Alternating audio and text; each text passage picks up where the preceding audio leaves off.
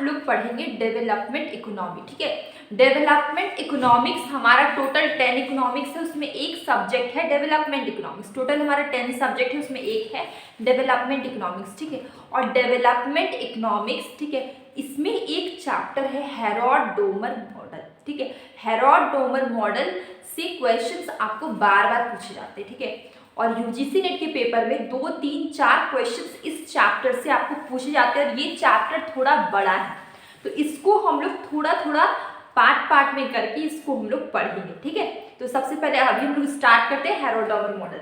देखिए, Herod-Domar model में क्या होता है कि एक है आरएफ हेरोड। ठीक है, यहाँ पे दो इंसान, एक है हेरोड, सेकेंड है डोमर। दोनों की थ्योरीज को मिला दिया गया है, हेरोड और डोमर दोनों की थ्योरीज को मिला के हेरोड-डोमर थ्योरी बना। ठीक है, हेरोड-डोमर मॉडल बना। ठीक है, तो अगर हम बात करते हैं हेरोड का थ्योरी, ये आरएफ हेरोड ने 1948 में दिया था।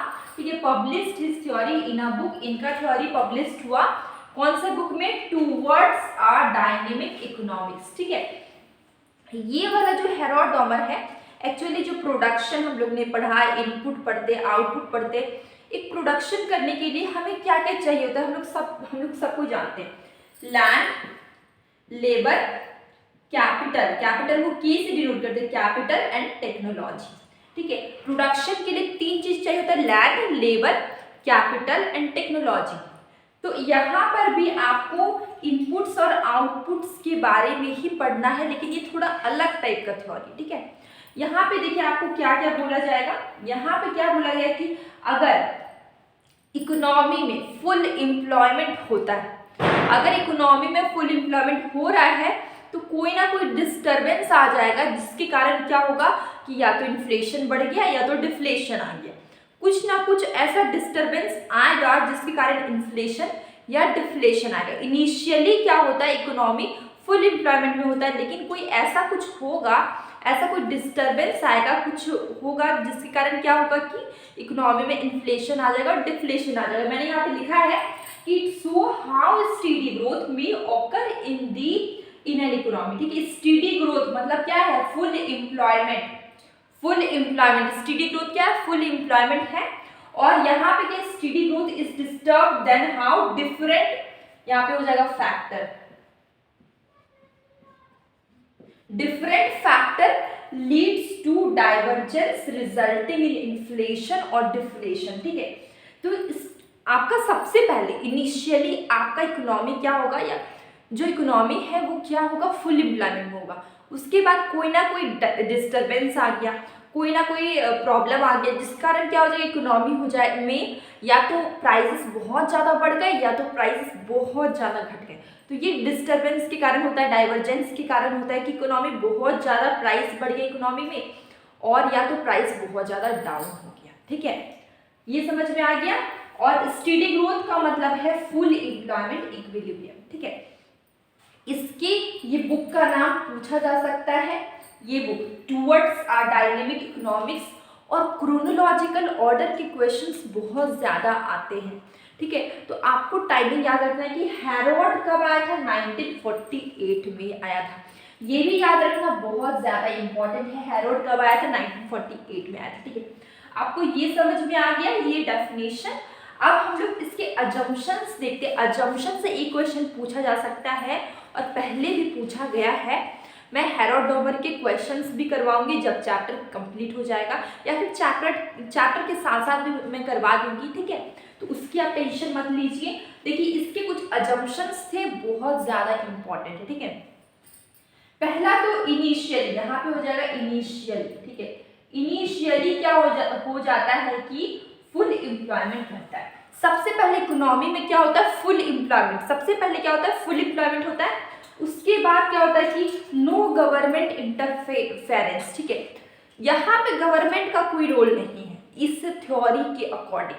ठीक है, ऐसे हम नहीं बात करें, इस थ्योरी के अकॉर्डिंग गवर्नमेंट का इंटरवेंशन नहीं है। ठीक है, इकोनॉमी क्या है? Closed economy. इसका मतलब क्या है? No export, no import. ना हमारा देश से कोई चीज दूसरे देश को जा रहा है, ना ही दूसरे देश का कोई चीज हमारे देश में आ रहा है। तो क्लोज्ड इकोनॉमी क्या है? No import, no imports and no exports. ठीक है, तो क्लोज्ड इकोनॉमी क्या है? No imports and no export. ना ही हमारे देश का कोई भी चीज, कोई भी प्रोडक्ट या कुछ भी दूसरे देश को जाएगा, ना ही दूसरे देश का कोई भी चीज हमारे देश को आएगा, तो क्लोज्ड इकोनॉमी है। ठीक है, और उसके बाद है no lags in adjustment of saving, investment, income and expenditure. ठीक है, तो यहाँ पे क्या है? नो लेक्स इन एडजस्टमेंट, कोई एडजस्टमेंट नहीं है किसके बीच में? Saving, investment, income and expenditure के बीच में। और एक और इम्पॉर्टेंट चीज की एपीएस इक्वल टू एनपीएस। ठीक है, और एपीएस क्या है? तो आपने मैक्रो इकोनॉमिक्स में एक चैप्टर पढ़ा था मल्टीप्लायर। ठीक है, मल्टीप्लायर में आपने पढ़ा था average propensity to consume, marginal propensity to consume, marginal propensity to save, average propensity to save. तो वही टर्म्स यहाँ पे आपका आ गया। ठीक है, तो एपीएस इक्वल टू, इसका फॉर्मूला है सेविंग अपॉन इनकम, और एमपीएस की बात करें तो सेविंग में कितना चेंजेस आया? Change in saving upon change in income. ये क्या आपका? Marginal propensity to consume, change in saving upon change in income. ये क्या है आपका? Marginal propensity to consume. ठीक है, अब सबसे लास्ट पॉइंट देखिए, ये क्या होता है? ये जो एपीएस है, ठीक है, ये एमपीएस है, तो ये क्या चीज है कि आप सेविंग क्या होता है? सबसे सिंपल, पूरे इनकम का जो प्रपोर्शन आप सेव कर दिए वही ना आपका हो गया। ठीक है, तो वही बात है यहाँ पे कि इनकम का एक पार्ट जो आप सेव करते हैं वो आपका हो गया एपीएस एमपीएस। ठीक है, तो आप क्या है? सेविंग, देखिए सेविंग अपॉन इनकम। ठीक है, तो इनकम का जो प्रपोर्शन आप सेव किए, ठीक है, सेविंग अपॉन इनकम, ये आपका एपीएस है। और जो सेविंग में चेंजेस आया, ठीक है, और जो इनकम में चेंजेस आया, उसका जो प्रपोर्शन है उसको हम लोग बोलते हैं marginal propensity to save. Sorry, यहाँ पर भी सेव होगा, marginal average propensity to save और मार्जिनल प्रोपेंसिटी टू सेव। ठीक है, ये हो गया। अब हम देखते हैं सबसे last point, propensity to save and capital output ratio. यहाँ पे दो चीजें होंगी कांस्टेंट। ठीक है, कौन सी दो चीजें कांस्टेंट होगी? एक तो propensity to save and capital output ratio. ये टर्म्स आपको थोड़े से अभी कंफ्यूजिंग लगेंगे, लेकिन जब आप actual growth, warranted growth, natural growth, ये सब जब पढ़ेंगे तो ये टर्म्स आपको पूरे अच्छे तरह से क्लियर हो जाएगा। ओके, तो देखिए यहाँ पे क्या बोला गया? Propensity to save and capital output ratio दोनों क्या हो जा रहा है? कांस्टेंट हो जा रहा है। ओके, तो इसके बाद का नेक्स्ट टॉपिक मेरा यही होगा कि actual growth, warranted growth and natural growth, तीनों को हम लोग डिटेल में पढ़ेंगे, क्योंकि इससे भी, ये भी इंपॉर्टेंट है, इस टॉपिक से भी क्वेश्चंस पूछे गए हैं। मैं पुराने क्वेश्चंस लेकर आऊंगी तो उसमें आपको पता चल जाएगा सच में पूछे गए हैं।